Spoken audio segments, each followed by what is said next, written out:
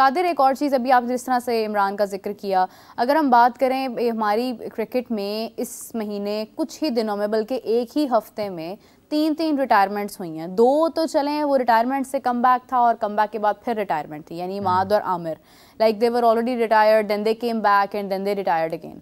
लेकिन उसके बाद अगर हम देखते हैं तो मोहम्मद आमिर, जो कि मोहम्मद आमिर के साथ साथ अगर हम बात करें तो एक बहुत बड़ा नाम पाकिस्तान क्रिकेट का, जिन्होंने अभी रिसेंटली अपनी रिटायरमेंट अनाउंस की है। क्या रीज़न हुई, क्या वजह हुई कि वो भी दिल बर्दाश्ता होकर रिटायरमेंट अनाउंस कर गए अपनी? देखिए, अब उनको पता है कि वो प्लान का हिस्सा नहीं है, तो इसमें इसी में ही बेहतरी होती है कि आप रिटायरमेंट ले लें। प्लान का हिस्सा तो हसन भी नहीं है, सरफराज भी नहीं है। हसन को ये है कि हसन को उम्मीद है कि डोमेस्टिक खेल रहे हैं और वो वापस आएंगे पाकिस्तान क्रिकेट में, जिस तरह उनका इन आउट लगा रहता है। सरफराज अहमद जो हैं वो अब अभी तक वो खेल रहे थे, लेकिन अभी चूँकि शुक्र है अल्लाह का कि वो नहीं खेल रहे। मेंटोर हैं, मैं मेंटोर के हवाले से बात कर रहा हूँ, क्योंकि वो देखिए, आप चैंपियंस वनडे कप जो हुआ उसमें वो उन्होंने एक मैच खेला। अब जिस तरह शोएब मलिक खेले, उन पे काफ़ी तनकीद हुई, होनी नहीं चाहिए यार। प्लेयर की अपनी मर्जी है भाई। आप जब तक अंदर होंगे ग्राउंड में, आपको मोटिवेशन आपको मिलेगी जूनियर्स को। आप जिस तरह फील्डिंग में भाग दौड़ कर रहे हैं, हालांकि इतनी उम्र के बावजूद जो है वो आपके यंगस्टर से आप ज़्यादा बाजी ले गए। आप मैन ऑफ द मैच हैं, 10 प्लेयर एक तरफ। शोएब मलिक ने मैन ऑफ द मैच उठाया, अपने बेटे के नाम ज़रूर किया, लेकिन आप ये देखें कि वो एक मोटिवेशन भी होती है कि आप दूसरे जूनियर्स को क्या सिखा रहे हैं, क्या बता रहे हैं कि मैं खुद फील्ड में हूँ और मैं भाग दौड़ कर रहा हूँ। ये मैटर नहीं करता। आप परफॉर्मेंसेस देखें। हाँ, आमिर की इमाद की जो स्टोरी है, वो आमिर इमाद को लाया गया फॉर T20 वर्ल्ड कप। उसमें अनफॉर्चुनेटली इमाद उस तरह से परफॉर्मेंस नहीं दे सके जिस तरह से उनसे एक्सपेक्ट की जा रही थी। इंजर्ड थे, जो सोर्सेज बताते हैं। बाकी आमिर जो है उन्होंने पूरी एफर्ट लगाई। आमिर ने बहुत अच्छे स्पेल किए। सीनियर था, उसका तजर्बा था, उसने उस तरह स्लोअर वन भी किए, फिर ऑफ कटर भी किए, फिर इस तरह उन्होंने बॉलिंग जो है वो बड़ी उम्दा की, शॉर्ट पिच भी की, यॉर्कर भी किए। तो ये एक फास्ट बॉलर। हाँ, हमारे जो फास्ट बॉलर्स हैं, हमारे फास्ट बॉलर्स को काश उधर कोई ये समझाए कि मतलब अगर T20 है तो आपके पास पेस भी 150 प्लस है, 145 प्लस है, 140 प्लस है, तो आप यॉर्कर की तरफ क्यों नहीं जाते? हमारे बॉलर्स जो हैं वो जाते हैं कैच पकड़ाने के लिए स्लोअर वन पे, फिर उसके बाद आप शॉर्ट पिच पे जाते हैं। यॉर्कर बहुत कम हमें देखने को मिलते हैं। अगर आप देखें उमर गुल के बाद जो है, हाँ, उमर गुल के बाद शाहीन के हमने कुछ ऐसे स्पेल देखे जिसमें यॉर्कर की तरफ जाता है। अदरवाइज आपके कोई फास्ट बॉलर यॉर्कर्स की तरफ नहीं जाता।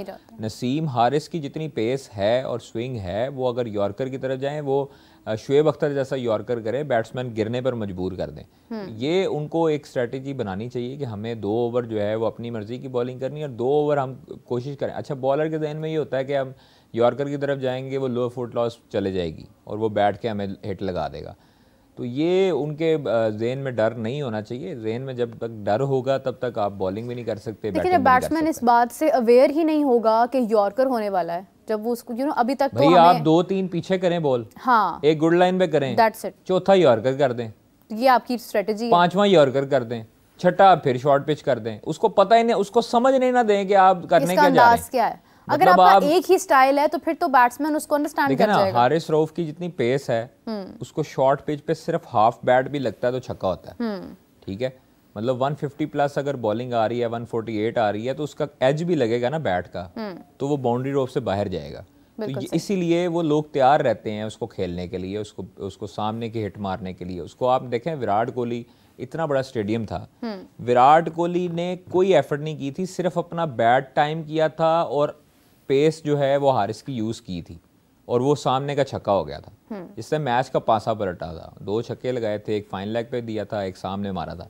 तो वो हारिस की पेस अगर हारिस जैसे हो गया, हसनैन जैसे हो गया, हमारे पास पेसर है, फास्ट बॉलर अच्छा है, तो इनकी आप देखें, मुझे अच्छा ये लगता है कि वो बैक ऑफ द एंड जो स्लोअर वन करते हैं, अब्बास अफरीदी, वो जज नहीं होता और अक्सर उन्होंने विकेट्स ली हैं वहाँ पर। तो आपको वेरिएशंस करनी चाहिए T20 में, खास तौर पे। आप वनडे में आपके पास चांस होता है 10 ओवर्स हैं, आपने एक ओवर ये कर लिया। जहादात ने विकेट्स हासिल की, जहादात के पास स्विंग आ रहा था, मैंने देखा था, स्विंग था उसके पास, अच्छी है उसकी लाइन लेंथ।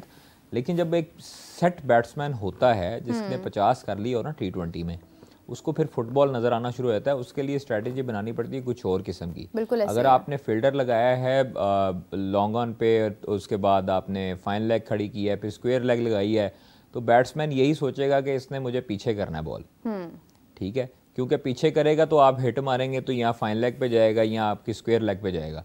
जब आप उधर फील्डर लगाएंगे और उसको डॉज करेंगे, मतलब डॉज कैसे होगा कि उसको स्लोअर वन कर दिया आगे रख के या उसको फुल यॉर्कर कर दिया, वो यही समझे कि इसने फील्डर बाहर निकालने हैं लेग साइड से तो ये पीछे करेगा।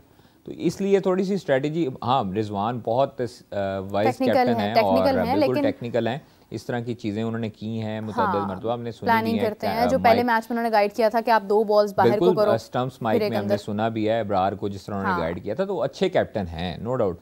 होता रहता है जब आप नई टीम बनाते हैं, जब आपके कॉम्बिनेशंस नहीं होते हैं, तो फिर आपको इस तरह की शिकस्त, आपको इस तरह की जो चीज़ें हैं वो बर्दाश्त करनी पड़ती हैं कुछ अर्सा, और फिर आपकी टीम डेवलप होती है। तो आपके लिए अच्छी चीज़ ये है कि T20 वर्ल्ड कप अभी 2026 में है, तो उसकी तैयारी को मद्देनज़र रखते हुए हमें एक ऐसा बेंच बनाना चाहिए, एक ऐसी टीम बनानी चाहिए जिसमें जो कम्बिनेशन है उसका भी फुकदान ना हो, जिसमें अंडरस्टैंडिंग का फुकदान ना हो, और जिसमें जो चीज़ों को समझता हो, हार्ड हिटिंग किस दौर में करनी है, कहाँ पर स्पिन बॉलिंग हमने कैसे खेलनी है, कहाँ पर जो है वो फास्ट बॉलर्स हमने खेलने हैं। तो आप देखें आगे जो है वो एशियन कंडीशंस हैं, आगे श्रीलंका और इंडिया, ये ऐसी कंडीशंस हैं जहाँ पर पाकिस्तान भी यूज्ड टू है, खेल चुका है, और स्पिन कंडीशंस होती हैं, और वहाँ पर जो है वो आप T20 में माहिर हैं। मतलब UAE में आप लोग matches most of the time खेलते रहे, पाकिस्तान में खेले, इंडिया में आप लोगों ने वर्ल्ड कप खेला, वहाँ की कंडीशंस भी आपको पता लग गई, श्रीलंका में आप लोगों ने एशिया कप खेला, वहाँ पे भी आपको पता लग गई। तो आपके लिए सिमिलर कंडीशंस, और फिर एशिया कप आपने खेलना भी है, और आपको उस हिसाब से प्रिपेयर होना चाहिए कि स्पिनर्स को हिट कौन अच्छा मारता है, फास्ट बॉलर अगर लगेगा इस स्लो विकेट्स पे तो उसको हिट कौन अच्छा मारता है। ये चीज़ें आपको अपनी प्लानिंग अभी से ही, आप कह रहे हैं कि हमें अभी प्लान में चैंपियंस ट्रॉफी है, तो चैंपियंस ट्रॉफी के लिए आपकी वनडे की टीम आपके सामने है, क्योंकि आपने ऑस्ट्रेलिया को हराया, तो आपके पास चीज़ें सामने होनी चाहिए और आपके फिंगर टिप्स से होनी चाहिए कि हमें 2025 जो चैंपियंस ट्रॉफी है उसके लिए ये टीम है। हाँ। T20 के लिए मैं ये देख रहा हूँ कि ये लड़के बड़ा अच्छे हैं। अब जो चैंपियंस कप है T20 का, उसमें मुतअद्दिद लड़के मैंने ऐसे देखे हैं जो नए हैं, और नयों ने आके जो है वो मैच का पासा पलटा है और अच्छा रन्स किए हैं। फैज़ान लड़का मुझे अच्छा लगा, साद ने जिस तरह छक्का लगाया आखिरी बॉल पे लायंस के ख़िलाफ़, तो वो मैंने कई लड़के उनके भी बॉलर देखे, जिस तरह मुतअद्दिद लड़के लायंस के भी थे, वो भी अच्छे थे। आपके इस्लामाबाद जो पैंथर्स हैं उनके भी अच्छे हैं।